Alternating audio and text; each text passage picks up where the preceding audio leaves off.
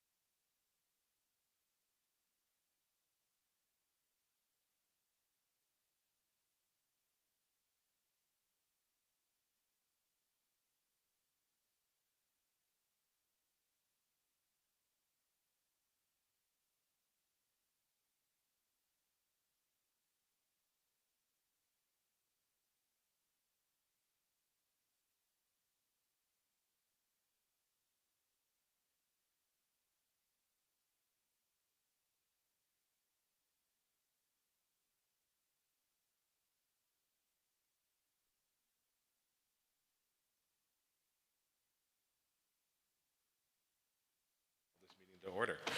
Are there any additions or modifications to the agenda? No. And I motion that we adopt the agenda as is. Seconded by Susie. All in favor, raise your hand or say aye. And next, public forum. At this point, I invite anybody in the public that would like to speak. Just first come, first serve. Please sit down and please speak into the microphone.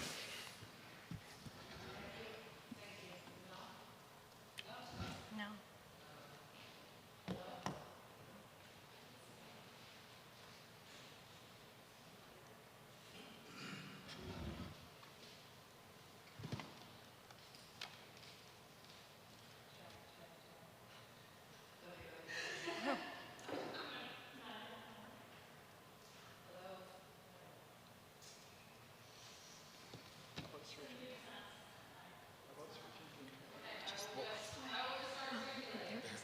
Sounds good. My name is Kelly Devine. I'm the president of the Burlington Business Association, where we represent over 250 businesses here in Burlington. I'm with the Folks Police Commission tonight just to raise the red flag on behalf of our members. One of the things you may hear about in the news is we have a real hard time filling positions. If we can't fill positions, our restaurants can't stay open, our stores can't stay open. One of the biggest reasons we hear from store owners is the reason they can't fill positions is because particularly women and certain other groups are nervous about leaving their job at night. You know, it's nice now where it's light till 8 or 9 o'clock at night, but in the middle of winter, it gets dark pretty darn early. Sort of in an act of desperation, but trying to help, we actually announced last week we were going to take matters into our own hands and start a security escort program, which is something the police used to be able to do. And I understand from information from your ad that resources are so constrained at this point that they're no longer able to provide that service for downtown employees. It used to be you could call a number and they would be able to respond. So we don't have that for people who work downtown. We have people actually leaving their jobs because of concerned about security. And we have had a series of violent incidents over the last month. So if this isn't all in people's heads about being afraid, there's actually stuff going on in the street. I think of downtown as our living room. This is where we come to be together as a community. Everyone should feel welcome and safe here, no matter what. And I've put a lot of my heart and soul into this downtown over the last decade that I've had this job. City Hall Park was a project that I was very involved in early on. Love City Hall Park. We're losing a downtown for everyone because it does not feel safe and secure for people who want to come here. So I'm asking the commission, pleading with the commission to do whatever it is within their authority to address the need for more security and safety services for downtown. I spoke to the gentleman that the city has hired to patrol City Hall Park a couple of hours ago. One of the gentlemen said to me, "We've got quite a cast of characters here. They're pretty tough." So I feel like if we really want our city, especially our living room, our downtown, to be something that everybody feels comfortable coming to and enjoying, we need to take what I consider to be a public safety crisis that we're in right now very seriously. And particularly considering the window of time it might take to provide new resources, I think that in itself creates a lot of urgency because it's not like we can fix this tomorrow with money or people. This is a long-term fix. It has been over a year since we started down this road, and the fix is not something we can do quickly. So please, if there's any action we can take to help protect people who work downtown, people who want to come visit downtown, to increase safety resources, please do it as quickly as you can. Thank you. Thank you. Mr. Nick, followed by thank you.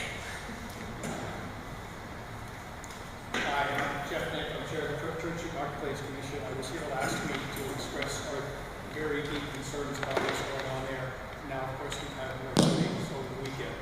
Our job on the Marketplace Commission is to keep the street running smoothly. We like to say we want a clean, safe, and fun atmosphere out there. We've certainly had a lot of fun over the weekend. The crew was in town.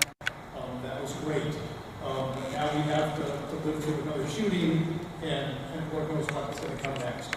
We are very concerned about the safety in our community, and especially on Church Street and downtown. And so whatever you can do to express to the City Council the urgency in this matter to get this thing under control and to make something happen. We cannot wait for this. I know there's some ongoing studies about how to do policing in a different manner.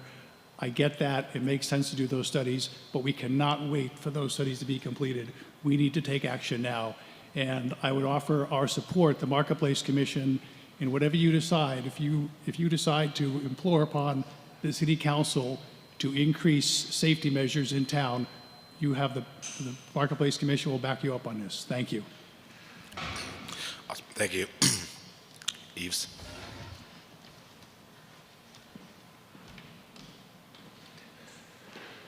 Good afternoon. For those of you who don't know me, my name is Eves Bradley. I had the pleasure of serving on the Police Commission for 12 years and have been a planning commissioner now for 10 years. I owned a business on Church Street called The Body Shop for 10 years and have been in commercial real estate for about 17 years. And I'm 57 years old, and I've lived in Burlington since I was 17, so it's been 40 years. I've lived here my entire adult life. I have never felt less safe in this city than I do now. I have two children, a 21-year-old who works at Pizzeria Verita, and an 18-year-old who doesn't drive yet. He rides a bicycle. And he rides across town to see his friends, and sometimes comes home late. I never used to worry about him, and I really worry about him now. When I was a commissioner, we had 90 in the police department, and we did studies that showed, compared to other municipalities of our size, that we should be at 105. We were never able to reach that number, but there was common agreement that that would be the number that would provide adequate policing services, adequate staffing, with adequate time off, no overtime, and no additional expense to the city to really police the city properly. I am appalled by the behavior I see in our city. I'm appalled by the graffiti. I'm appalled by the lack of cleanliness. I'm appalled by the lack of courtesy.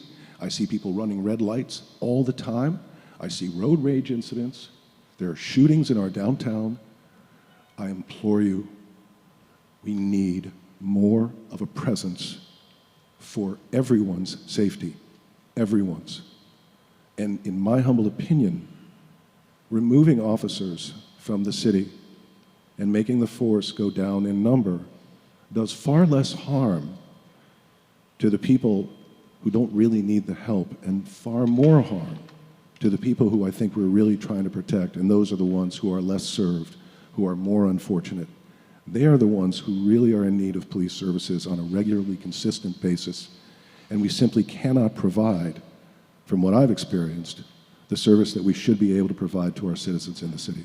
So I implore you, please, work with the council, help them understand the situation we find ourselves in, because I'm no stranger to it, as I'm sure you are. It will take, from the point of hire, a minimum of a year for someone to go out and be on patrol and be able to serve this community.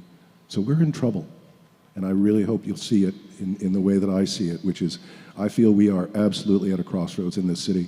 And I'll tell you with all honesty, for the first time ever, I'm considering whether I want to live here anymore. And I should never think that. I've lived here for 40 years, always in Burlington. That's it. Thank you. Thank you.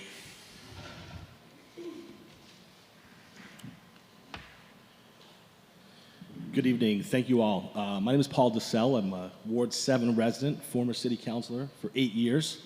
So I'm sitting here representing those voices maybe who are too afraid to raise their opinion, raise their voices, who are scared all over the city, not just on my street, but all over Burlington. Last meeting, it was brought up during your discussion time that most of you haven't done a ride-along yet with any officers. Now, with all due respect to the gentleman in the room today, I think you might get a different perspective riding along with an officer or a sergeant. Understand what they have to go through in a day. Their day that might be 15 hours long or 17 hours long, they might have 20 or 30 hours overtime in a week. How many of us could do that and bear the same weight on our shoulders that they have to? They have to be perfect. We don't.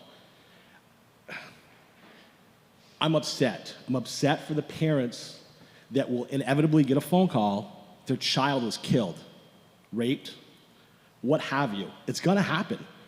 I don't know why any of us in this room believe that it won't. I'd love to say that this is the safest place to live in the state, but it's not. I think if anybody in this room says that it is, they're kidding themselves. I never thought I'd have to sit up here and say these things, or anybody would have to listen to my view on this. I've got a daughter who's 18, and I'm petrified every time she leaves the house. Hold your meetings in the park. Hold your meetings on Church Street at 10 o'clock at night. Tell me you feel safe. You won't. Bartenders, people who have to work at 2 in the morning, driving an Uber cab, going home. You don't feel safe. Whatever the charter allows you all to do, please do it. Please recommend to the city council. Maybe they'll listen eventually. Something's got to give. Somebody's going to die.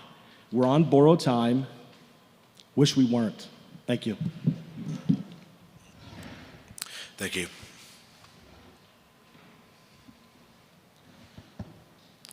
I welcome anybody else from the public who'd like to speak at this point.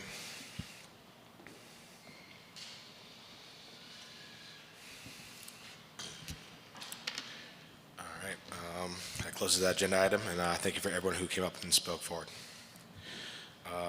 Moving on to agenda item 3.01, discussion on BPD staffing.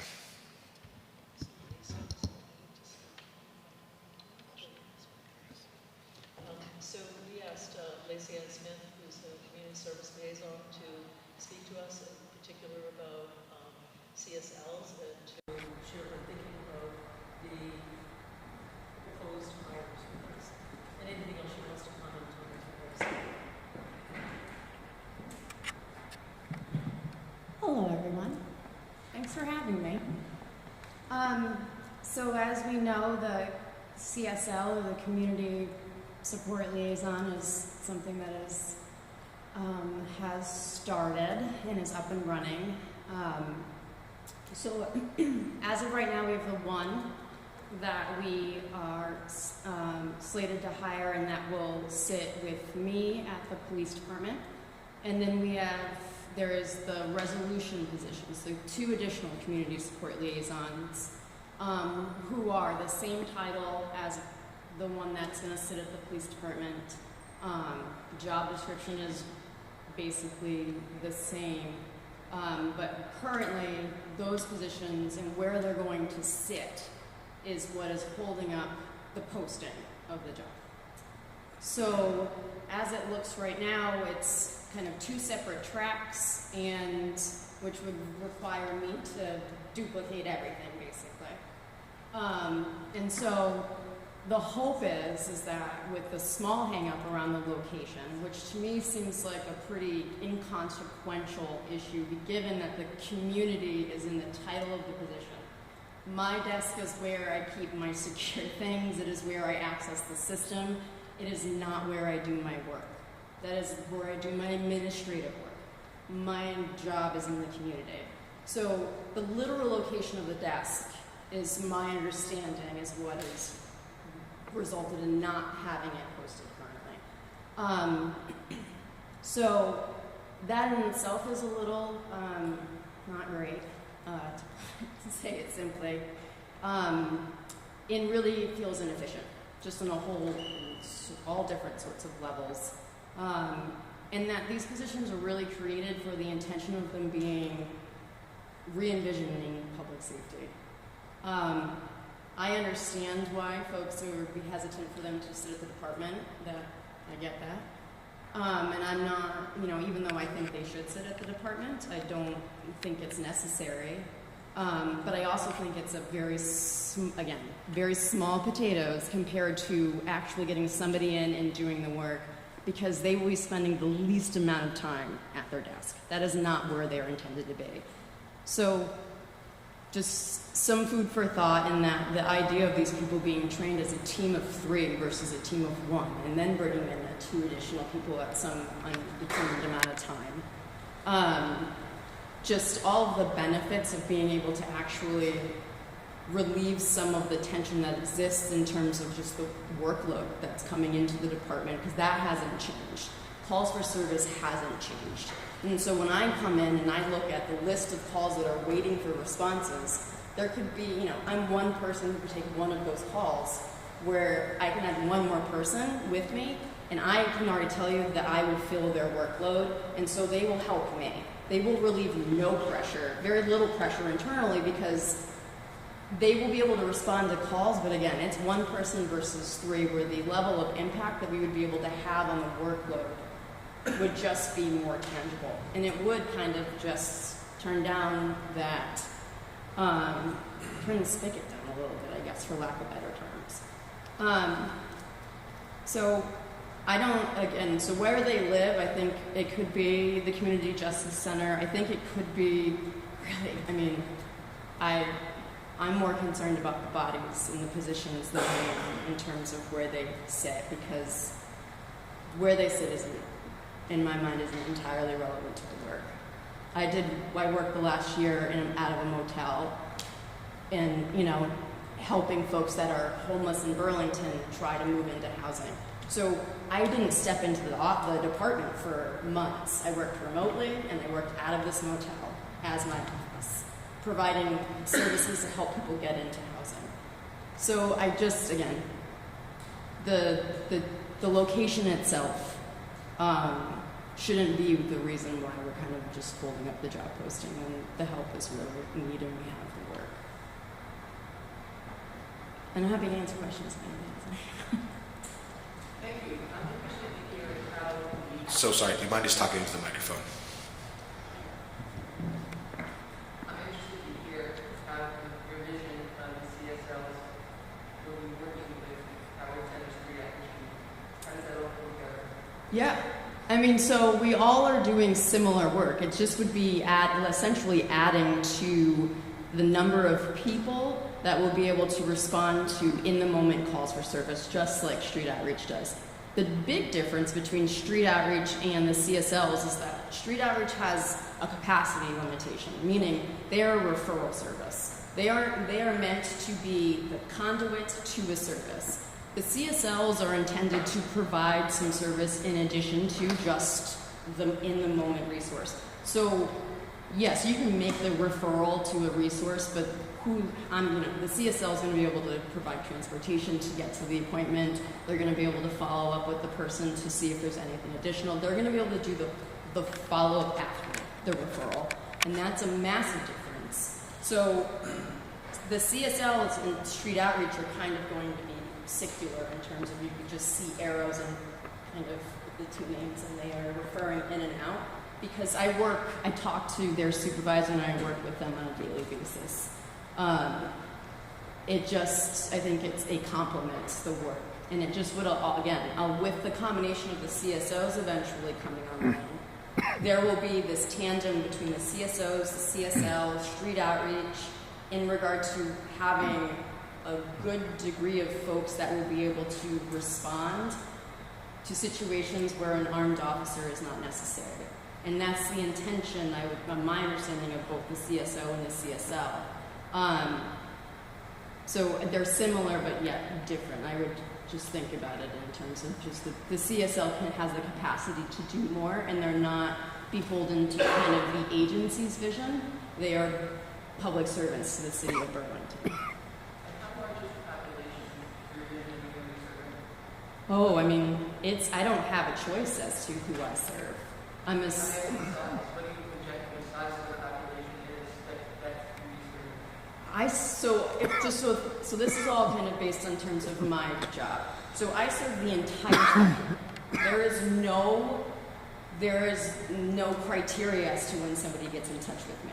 It can come from the police department, it can come directly from the community itself, it can come from a service provider. There is no, I have no wrong door approach, basically. There's multiple ways to get in touch with me, and I don't have a bar. So I don't have something where, that's not really relevant to me, that's not the work that I do.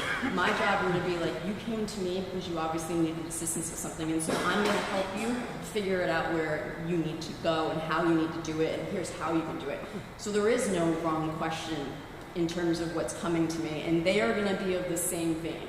They are meant to be a concierge to some degree in terms of the understanding of resources, and then the degree of support that they provide is going to be defined by what the need is in the moment. So I serve the citizens of Burlington. I'm a public servant, and these positions are no different, being city employees.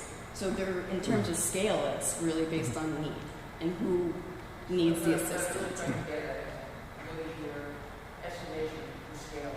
I'm not saying that you I don't even know. but give me an idea. I'm thinking about what's the case look like? How many people?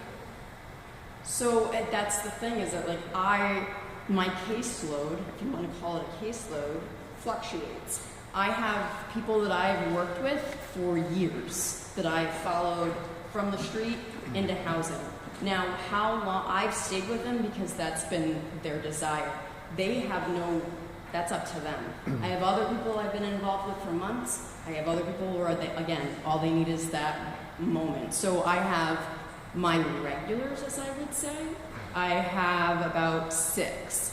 I can't have nearly as many regulars as I would like to, because that is one component of my job.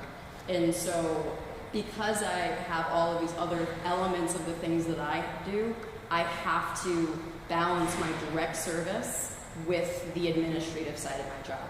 The CSLs will be far more direct service, so they are going to have way more capacity to have more people than I have the ability to really kind of provide a service that isn't. I want to be consistent, and I want to be able to give people the time, and so I'm very cognizant about taking people on, because I don't just want to be one more person that says, like, I helped you with this, but now I'm going to go, even though none of the rest of your circumstance changed.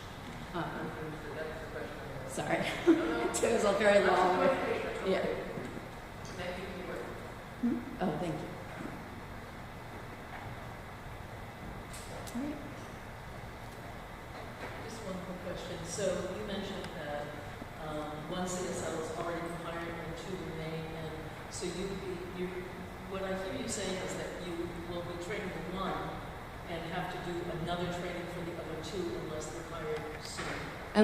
Yes. So the ideal is that we interviewed multiple people, and honestly, we had 3 fantastic candidates, and really, it was heart-wrenching, the idea of just having to, because they were all worthy of being hired. And so, yes, we have offered the one job, that one has been offered and is going through the background right now. And so this other job posting, and just waiting for that, Waiting for it to literally, for it to be posted. Yes. That is being held up Because of where because the location of where their desks are is to be determined. In my understanding, the determination is made by the City Council and the Director of Transformation and Public Safety. Can I just ask one follow-up question?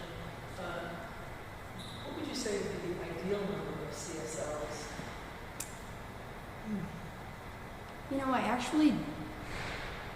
I think where we are is a good starting point to assess from. I think 3 sounds like, and I know this, M2 is also thinking in terms of there are other projects that are coming online in the community that will also kind of bolster up this idea of just alternative responses. And so I do know that there will be other positions coming online, and we all are trying to be very deliberate in how we are meeting and collaborating, because there has been growth in terms of outreach and stuff, very similar to what I do when up until last year I was one of 3 people. So I think the 3 is a really good place to start to even see what it is that we can actually offload onto them, what the department has the ability to actually offload. And to just, again, to be able to see what kind of capacity there is, because to have, this is kind of like transitional case management to some degree, or non-categorical case management. That stuff usually has a tendency to last a while because they're, again, it's non-categorical, so you don't. So really, what is the need? It's really hard to say because I'm just one person, and so I know what I can do, but it's really hard to say what I can't do because it's so big. Thank you.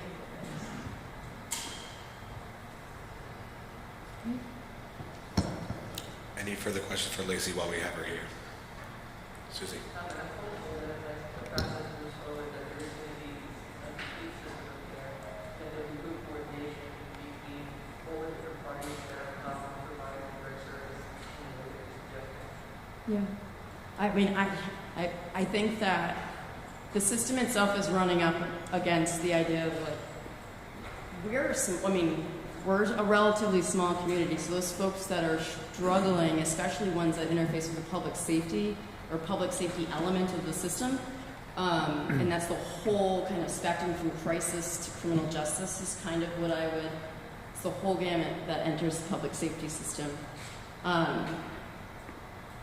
That we know who a lot of them are, and we all are interfacing with them kind of in different degrees, and we have to, there isn't an unlimited amount of resources and people, and so we have to be kind of more deliberate in social services are stretched far beyond their capacity. So I think we learned during COVID that the only way that we can successfully actually help people help themselves in whatever way that looks like is that we have to be intentional in how we are collaborating with one another. And it doesn't help, unfortunately, with the CSLs, wherever they sit, it is a bit of a silo. And the work that I do is you cannot do it unless you're doing it collaboratively.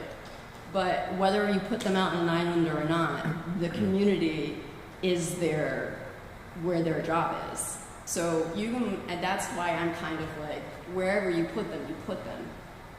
It isn't going to prevent the work that's going to get done on my end or anybody else's end, but I think they should sit with myself and the other CSL. That's the ideal. I understand that not everybody believes in the ideal, and I get that. So my priority is really just wanting people in the positions to be able to do the work. And I think that once people actually can see that work can be done, it just overall, everybody might start to feel a little bit better about like this whole transformation we're starting to do, and that what it actually looks like. Because right now it's still just a thing we all talk about.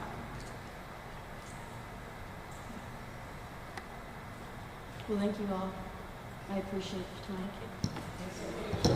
Thank you very much for your time.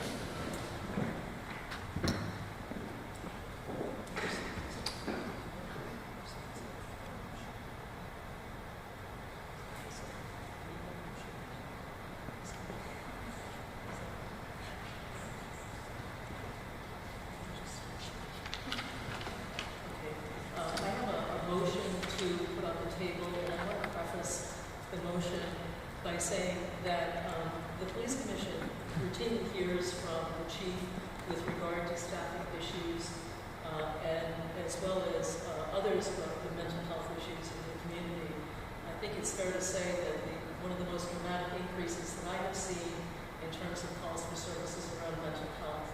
And indeed, recently at a recent meeting when we were briefed on a number of use of force incidents, roughly 2/3 of those involved people with mental health issues. And so with that, I have developed a motion for us to consider with regard to staffing issues. And I think what I'll do is read the motion and then see if I have anything to add after that. But the motion does summarize a bit of the background of this. My commissioners have this motion, but I will read it for the public.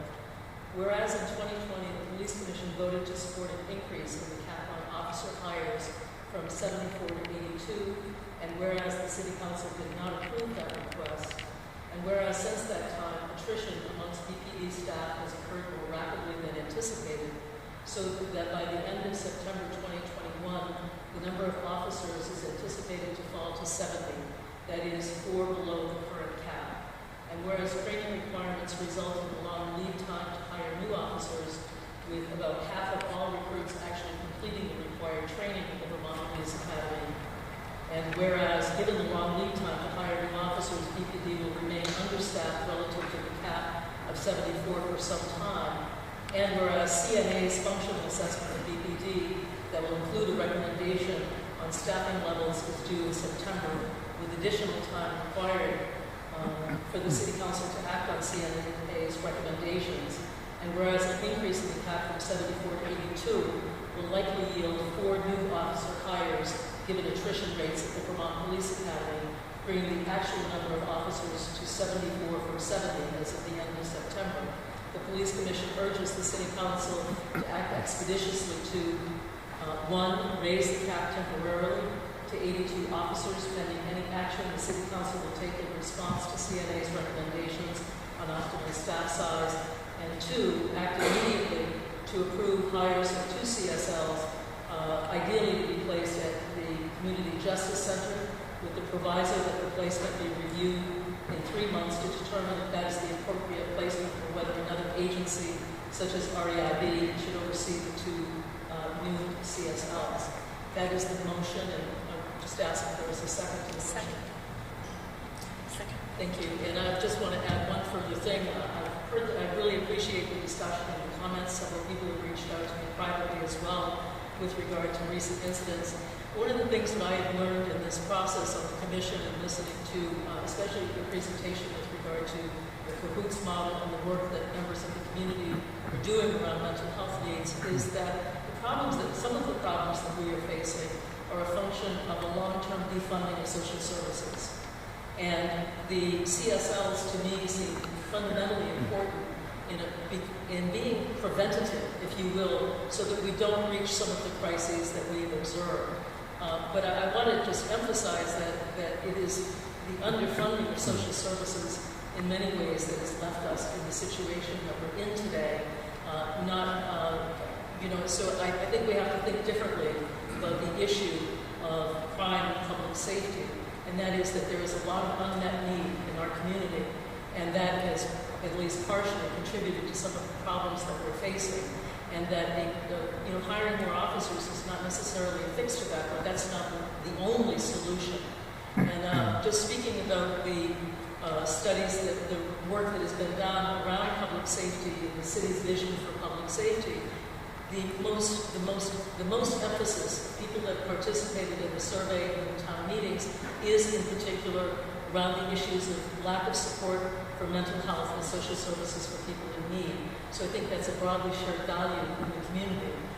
So I wanted to just contextualize some of the comments and where I think that the solution has to be not just police officers, but the city meeting some of these social service needs as well, and the CSLs go to some way to addressing that. Thanks. So Stephanie motioned and was seconded by Shireen. So the floor is open for discussion.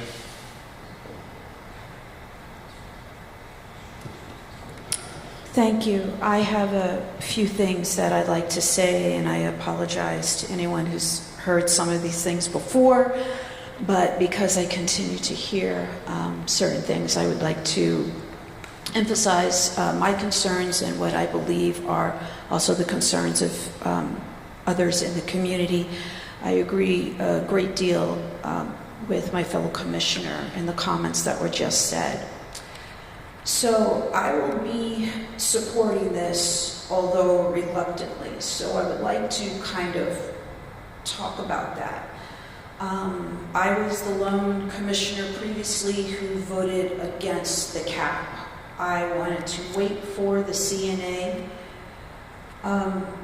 consultants to finish their job. I thought that was a very, very important job, and I felt that that was going to give us a really objective view of what is going on in our department. Unfortunately, they did not receive all the information that they needed to complete their evaluation by the original date, and so that date has had to be extended. So that's where we are. We should have had that data by now. We don't. So, going back to what was said about the attrition occurring faster than anticipated, and this is not a situation just in Burlington. This is happening statewide. Officers are leaving. And this is happening nationally. One, because either officers that are close to retirement have decided this is the time. Other officers don't want to continue the job in this type of environment. You know, can we live up to the moment, as everyone talks about? Is there, I know easier is not the term that I want, but is there someplace else I can go where I would feel more appreciated? All those issues are affecting officers here, they're affecting officers in Vermont, they're affecting officers nationally. So if you read about these things, you know that this is happening. I appreciate people not feeling safe. I definitely have experienced that myself. I am out and about on Church Street sometimes late at night, and I do see certain aggressive behavior that is very concerning. Now, having said that, I don't always agree that the best way to deal with it is to put more police officers in the mix. I believe we need to have a holistic approach. If you have the opportunity, please listen to our last meeting regarding the cahoots model. This is really important. I think this is going to go a long way in helping us to address issues that, quite frankly, are not appropriate for police officers to address. I don't think we should have police officers in City Hall Park taking away liquor from people and pouring it out, and if they're just at that time sitting not doing anything. We have, I think, a better way of handling it, quite frankly. And as it was stated, cannot overemphasize the fact that our social services have been underfunded, and now we are living with the results of that. So in addition to supporting police department, we need to be supporting the funding of social services, because we need these positions out in the community to work with these individuals. They get to know these individuals. Interactions aren't necessarily going to be so confrontational. And I think that's just something we need to be thinking about, a holistic approach. And the cahoots model needs our support. It's been very, very successful where it's used. A lot of communities nationally are looking at this and working on trying to engage it in their communities as well. With regards to the CSL positions, I appreciate Lacey coming to see us again. A few months ago, she made a presentation to the commission. I was someone who was concerned about the CSLs being in the police department. After her presentation, I don't have that concern anymore. She made it very, very clear that she was able to work independently, she was able to prioritize, and that, quite frankly, there were certain times where she would need to use some resources in the department. So I personally would like to advocate for the CSLs to be hired as soon as possible, because we need those bodies doing this work yesterday. And I'm comfortable with them being at the police department, provided that they can continue to have the independence that Lacey has. And I think in terms of training and familiarity, that's going to be really important too. And it can be something that can be reevaluated. You know, put them at the police department, reevaluate that a few months later. I don't know, that's something I guess we'd have to talk to the city council about. I do like, I saw Chocolate Thunder out in the park engaging with some people. I like that. I like that. They know these individuals.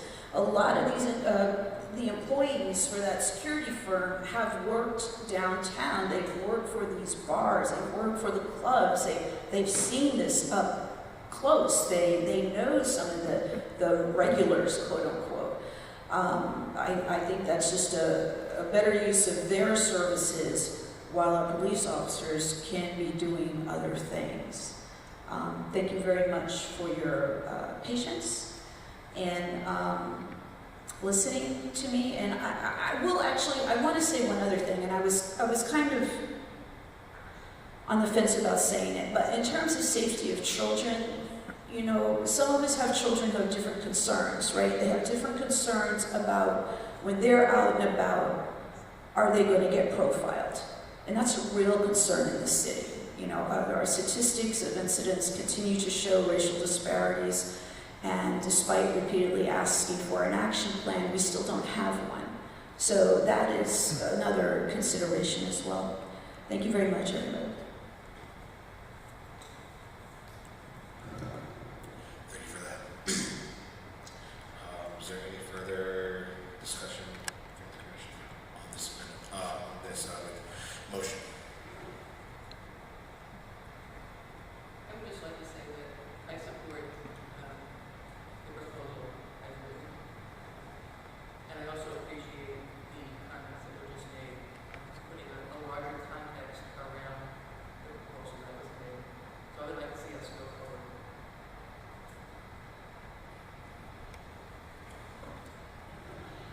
Not seeing or hearing any further comments, so all in favor of the motion as is, raise your hand and say aye. Aye. Passes unanimously.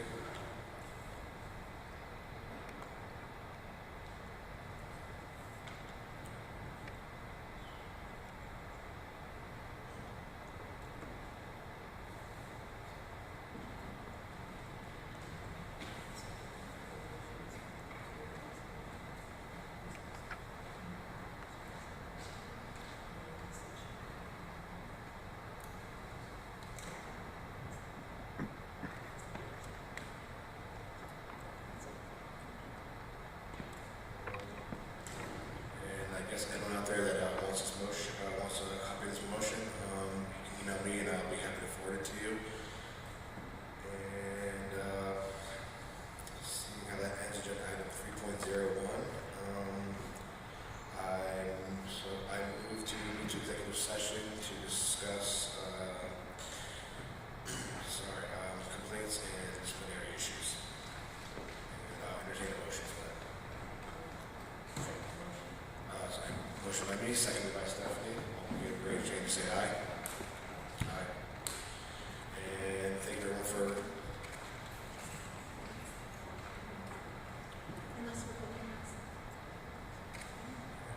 At the conclusion of executive session, the meeting will be convened, and for everyone that showed up tonight, if you want to comment, thank you very much. And I very much hear words as a part-time season on this, so thank you for being